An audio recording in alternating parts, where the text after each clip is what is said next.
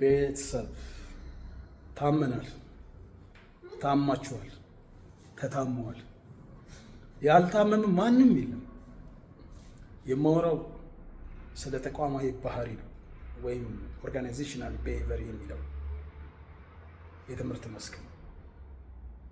ያልታመመ ማን አለ? ድርጅታችሁ ታሟል፣ ንግዳችሁ ታሟል፣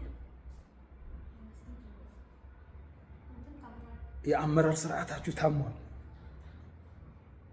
የተግባቦት ስርዓታችሁ ታሟል፣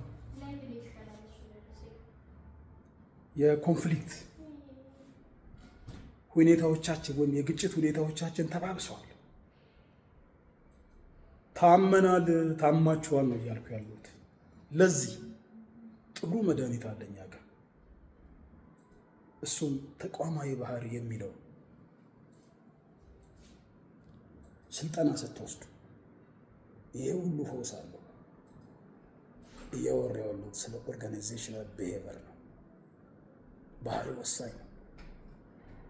በግል ደረጃ፣ በቡድን ደረጃ፣ በተቋም ደረጃ ምን እንመስላለን የሚሉትን መልሶች የምንመልስበት ነው ይህ ስልጠና።